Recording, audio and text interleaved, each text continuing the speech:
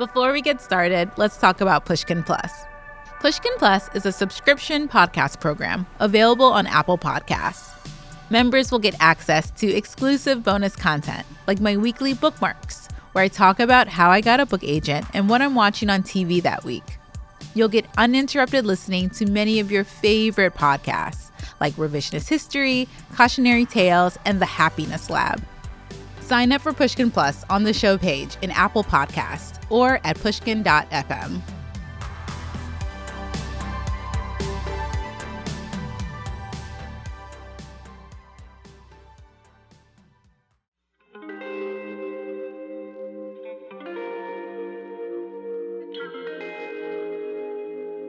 For me, it brings me so much joy to have written, not when I'm writing, but to have written is joyful for me. And in order to get to that joy, I have to write. Writing is hard work. And when you become as successful a writer as Jacqueline Woodson, there is a whole new level of noise and distraction that seeps in. So, how do you settle down and just write?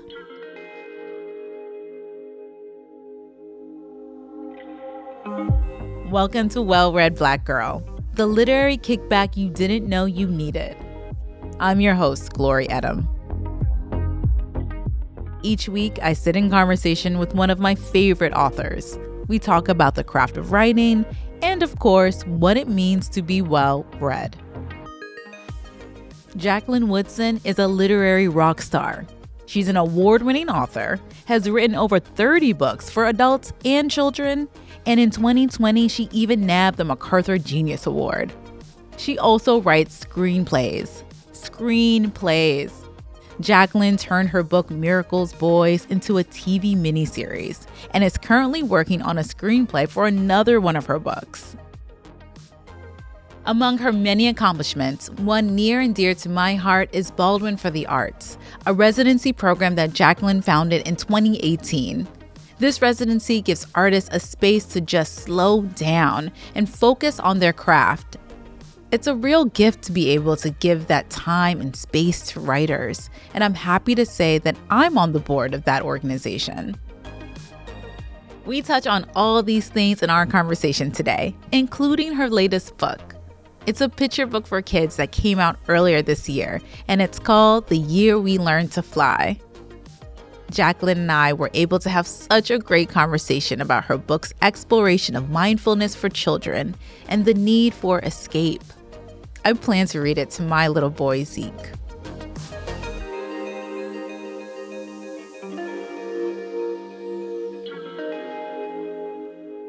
How are you doing? How are you feeling? I'm good. It's so good to see you, Glory. I want to talk about your new book and how you keep turning them out. Every time you write a new book, it is just so phenomenal and well done. And I just got my copy. I can't wait to read it to Zeke. He might try to eat the pages, but I think he will understand the concept of being free and flying and being your fullest self. What made you write this new book, and what inspired you? The crazy thing about it is I keep saying, you know what, I need to stop writing because I started it before the pandemic, right? Mm-hmm. And I started it in 2019, and I was thinking about the way kids get put in timeouts, the way they feel the sense of powerlessness and the sense that their physical bodies aren't their own, because we get to say, take that physical body to school, take that physical body to bed, take that physical body up to your room and think about what you just said. And so I started thinking about how the thing we can control is our mind and what happens inside it. And then I was writing it and trying to think of it in the moment, but I can never think of stuff just in the moment because we don't live in the moment. We live in this history. And so then I went back and read The People Could Fly because that was such a story I had loved forever, Virginia Hamilton's book, and thinking about our ancestors and the way they had to escape using their minds. And I had read The Water Dancer by Ta-Nehisi Coates, and it just all started coming together. And I wanted to talk about escape and the power in the psyche. And then we got locked down. And then I'm like, okay, this is timely in a very scary way. But by that time, I had pretty much finished writing. It was a little freaky for me to be like, oh, here are my characters and they're stuck in some space, and here's the world and we're stuck in a space. But it was bananas. I was talking to Rafael Lopez, who's the illustrator, about it. And it was interesting because you look at the illustrations and no one has on a mask, right? Because it was before the pandemic. And I'm thinking about what's going to happen to picture books from this moment on. Like, will kids look at them and see maskless people and say, is this an old timey book? Right? Right. This is our new reality. It's wild Exactly. to think about that. It's so wild. But I love the fact that you are so intentional about mindfulness for young people, for children, for little people that are just trying to come into themselves. Because I don't think I really started meditating or had a really clear concept of that until adulthood. You know, I've read all your books and So I great. love Brown Girl Dreaming. And I think the one thing that stood out for me when I opened the book is the family tree. The fact that we get to know who your people are before we even start to go into the beautiful story. And I'm really curious to learn more about your family and how your family helped you become the person you are today. Can you share what your first childhood memory of books were, or just reading anything? Oh, that's such a great question. I'm trying to think my earliest memory. I have to say that the first time a story struck me in the gut was The Little Match Girl by Hans Christian Andersen. And the fact that it was the first time I read a book where a character died at the end. And I was like, wait, where's the happily ever after? Like, turn in the page and like, wait, it's not supposed to end this way. And I'm being devastated because I felt like I had been taught to believe that fiction always had a happy ending, right? Because you start with the fairy tales, then you go to the parables, the fables. And then here was this book where this girl, this child who was young like me, hadn't survived. And I had not known any young people who died, thankfully. But that really kind of struck a chord with me and really made me think about not only looking back on it, fiction and writing and the way stories get told, but also social justice. Because it just felt so wrong that a child would be homeless, that a child would be without family, that a child would have to be in the streets selling matches and trying to make a living for themselves and not having someone to take care of them, that a child would die of neglect. So all of those things really puzzled me and angered me. And of course, the first step toward activism is rage, right? And a desire to change things. I also think that there's something to be said about this slow and steady growth as an artist, as a writer, as a person in general. And you have been very vocal about even how you read. You know, you mentioned before that you can be a slow reader and very intentional about that. What do you think you've gained from like taking your time with things? How has that like influenced how you just like move in the world and how you even write and revise? It's such a journey, and it's one that I've always been on as a slow reader, as someone who's always thought if I do this, then this is going to happen, and then I'm going to need to do this, and I need to follow through with that. Not so much like a game of chess, but contemplative. So I think that I've always written that way. And when I see writers who are thinking, okay, I finished this book. Well, have 10 other people read it? Have you revised it 10 times? Have you read it out loud to see what it sounds like? What has the character wanted and how have they gotten it? Has that been answered? What about, the non-primary characters? And then next thing is like, well, how come such and such got a big advance and I didn't get a big advance? And all of those things that when I was coming up, I was like, yay, I got an advance. I have no idea what anyone else got because I don't have the internet, right? It hasn't been invented yet.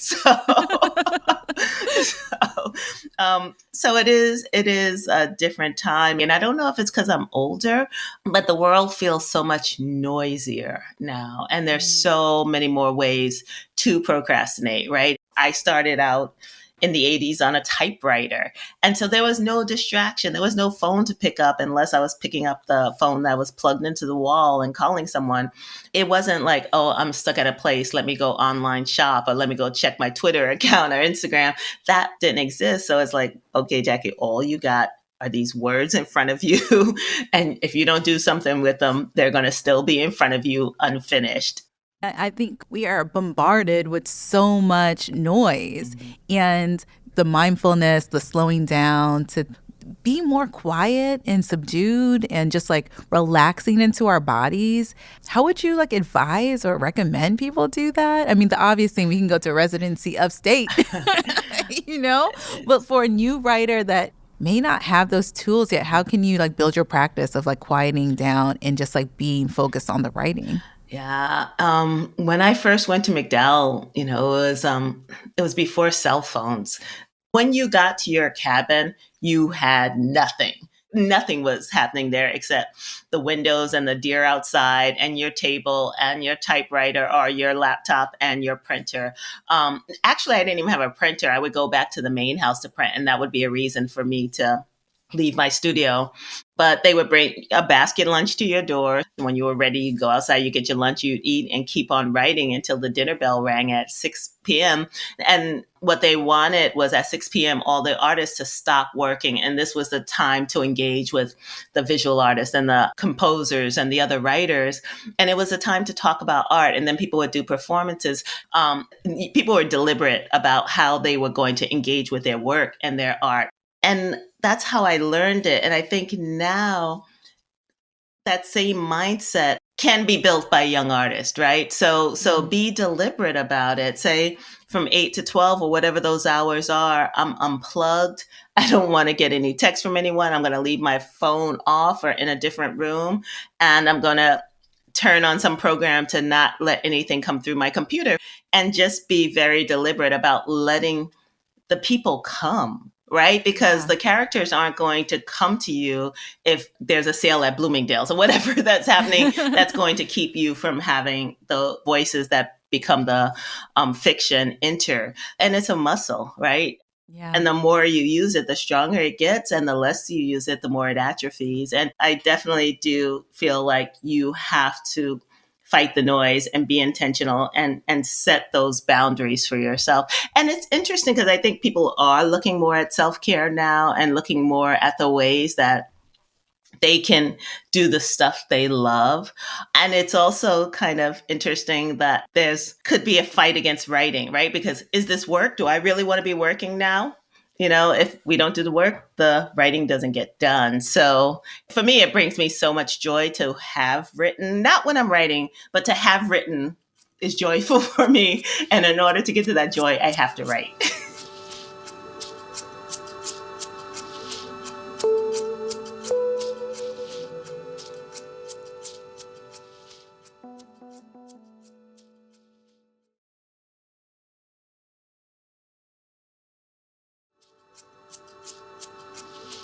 I'm Glory Edim, and this is Well Read Black Girl.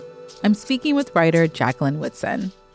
I have been thinking about this idea of pairing self-care and self-discipline, and this idea of when things are challenging, it's actually okay to sit with difficult moments and work through them and build through that uncertainty, because in the end result is what we're building towards. But I'm finding that I'm learning to love revision, and I'm loving to learn to like rewrite. Like that revision process for me is so rewarding. And I'm really curious to learn how you get into your revision process, especially when you're juggling multiple narratives. It's so crazy, Glory. It's yesterday I was taking notes on a new book that I'm writing, and I took the notes and I put them to the side because I'm working on an outline for a screenplay that I have to finish by tomorrow. And I'm going to do it. I'm going to sit here until it's done. I close my office door. I'm going to pull my curtains close. And that's how I do it. I love a deadline. I love the revision process. I love when I can see a book falling apart, right? You're writing and it's wonderful and it's fabulous and it's the best thing you've ever written and it's the next great novel. And then you get to that point and all the characters are trash, right? And it's cliched and you're like using adjectives that lead us nowhere and all of that. And that's the point where you have to start scaffolding, right? That's the point where you have to ask what your character wants and how your character is going to get it. And what's the hero's journey? I depend a lot on the hero's journey. And so when I get to that point of scaffolding, I sit and I'm mad at myself for a couple of days. And then I bring fresh eyes and I read everything out loud. So usually in the morning when I'm starting a rewrite, I'll start by reading it out loud to bring the story back into my body and my head. And that really helps me sit down and start taking it apart or piecing it back together. I don't have to worry about characters getting mixed up. And of course, there are overlapping themes in all of my work, but I do try to keep the characters different. I love that. I love that because I'm now working on a couple of different projects. And I literally have all these like sticky notes on my wall to like organize them, but seeing it visually does help me. You've written over 30 books for children and adults. What drives you to continue writing? It keeps me sane. Writing really does. And any writer out there knows that. I'm sure you know that the writing is the thing that keeps me feeling like I have some control over what happens in the world, whether or not I do or not. I know I have it in fiction. So it makes me feel like it's a place I can go to. And it's also a place that helps me breathe better. So I couldn't imagine not doing it. I've never done it for the money. The money has been nice when it's come, but early on, as a lot of people know, the money does not come and you have to have other jobs. And when I had the many, many other jobs, I was never happy doing them. And I was always happy when I was writing. And that still holds true. The thing about writing is it keeps me happy. It keeps me sane. It keeps me feeling like I have some way of creating change in a world that so often makes us feel powerless to creating change. I see that in your work today, and now I see it as it transforms into the Baldwin residency in this community that aims to protect writers, especially when they're most vulnerable. And I'm so honored to be part of your team building Baldwin for the Arts because it is so important. Can we talk about how that originated and, what led to you starting the community and what your vision is for the residency? When I was coming up as a writer in the 80s and early 90s, I just remember this sense of invisibility because I was in a different world. So I had Virginia Hamilton, I had Walter Dean Myers, I had the writers who really supported and mentored me and held me up. I was also writing for adults, and that was a different world. That was a world outside of young people's literature. And I found that world was a lot of white guys, a lot of attention paid to white guys, and very little attention paid to writers of color, especially writers of color who are coming from young people's literature. And it made no sense. So I would send out short stories. They would get rejected. I would apply for fellowships. I'd get rejected. And then I'd see the people who'd gone through these residencies and gotten these fellowships. And I remember I used to call the whiting the white people's award because for so long, I didn't see any people of color getting the whiting. And there were a number of awards happening like that at that time. I mean, you look at the history of the National Book Award. When you go back and you look at the winners early on, it was very undiverse. And part of the reason those people weren't there is because they hadn't had the foundational structure. There was that period where if you went through the Iowa Writers Workshop, you were golden, right? That period's gone, thankfully. But there was this way in which you had to belong to this certain kind of club that a lot of people who were outside of that narrative couldn't be a part of. So people of the global community, queer people.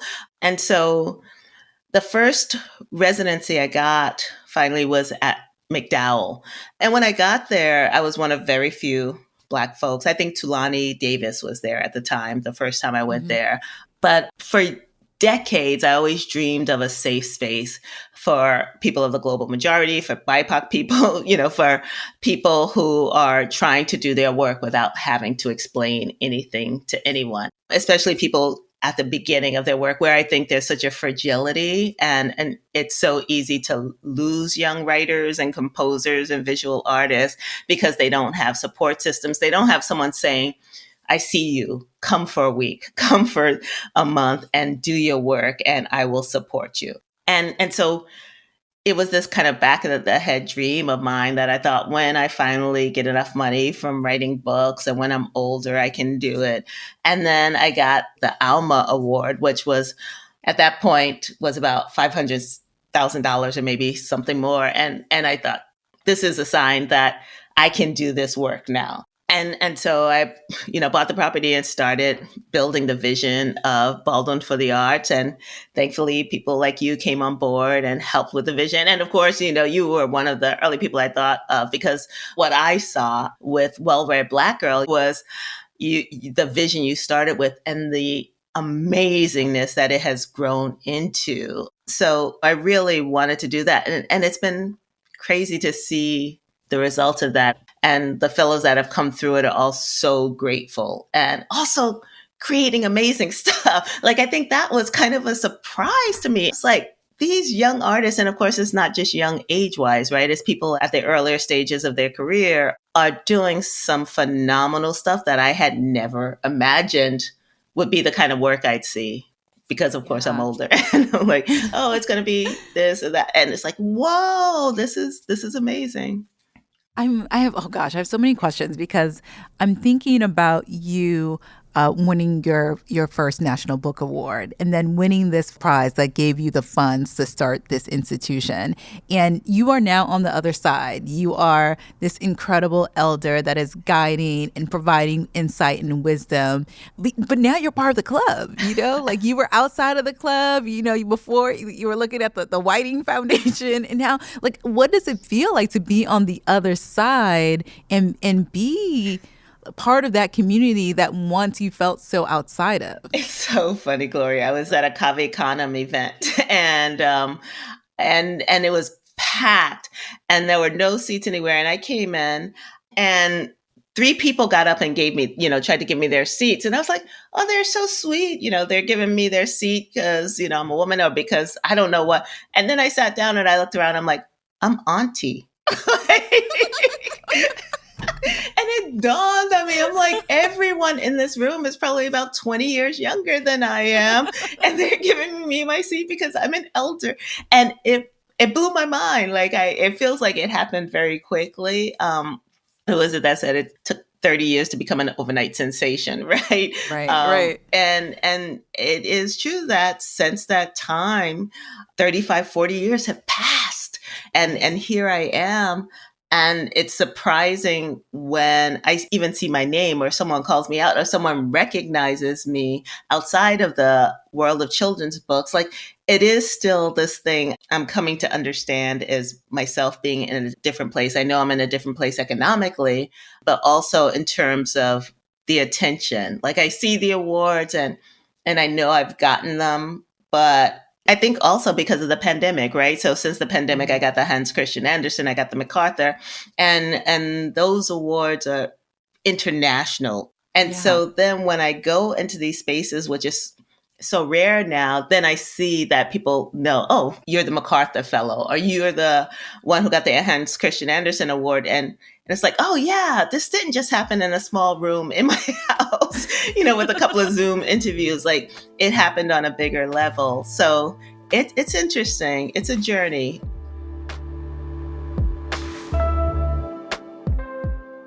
Hey, I'm Jacqueline Woodson, and you're listening to Well-Read Black Girl.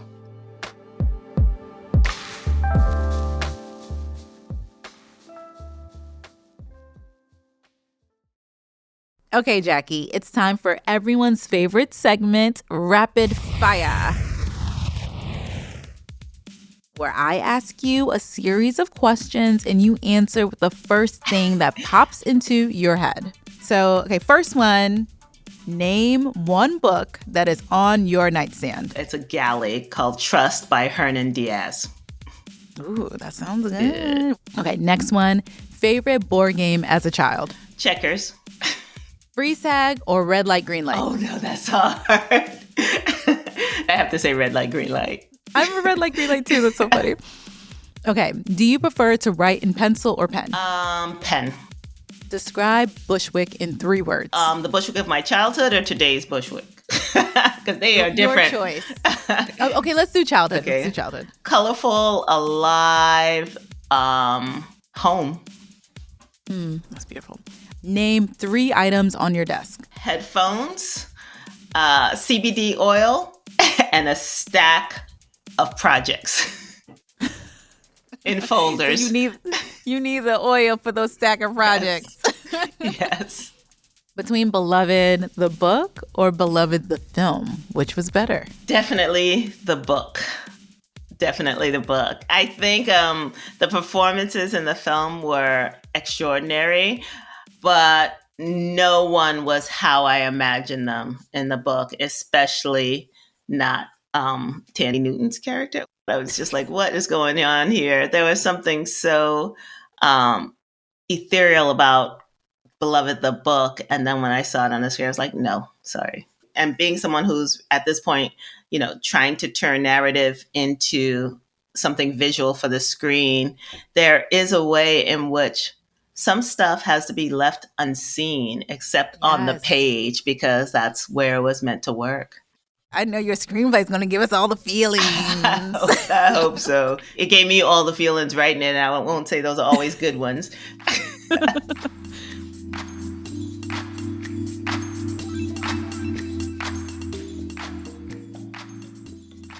Thank you, Jackie, for your time and your energy and just sharing all your wisdom with us, our wonderful elder.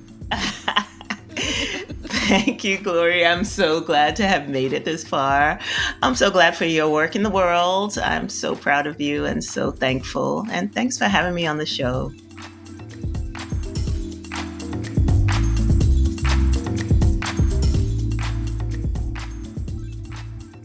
I learned so much from my conversation with Jacqueline. I think for me, I'm really inspired to pay more attention to how I treat myself when I'm writing. I need to give myself the space to breathe and create. And you should too. Aspiring writers, I'm always looking out for you. You can find information on how to apply to Baldwin for the Arts residency on their website, baldwinforthearts.org. And everyone should go out and pick up The Year We Learned to Fly for a little person in your life. In the next episode, I'll be speaking with the one and only Gabrielle Union. Don't forget to tell your friends.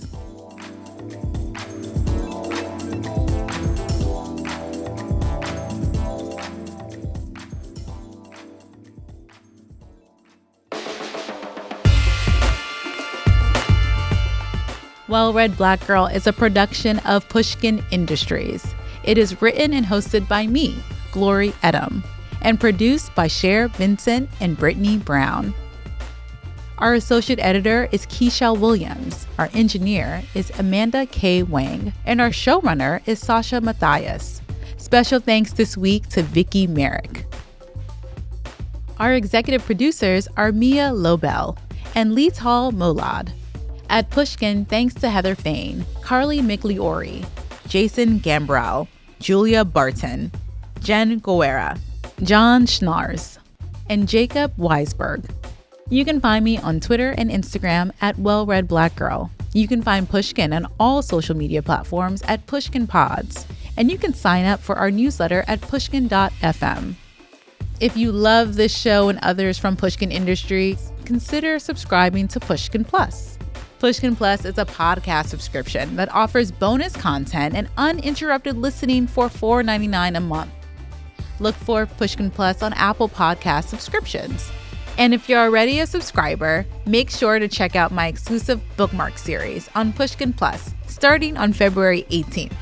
You'll hear extended interviews with book club members, bookstore owners, and more.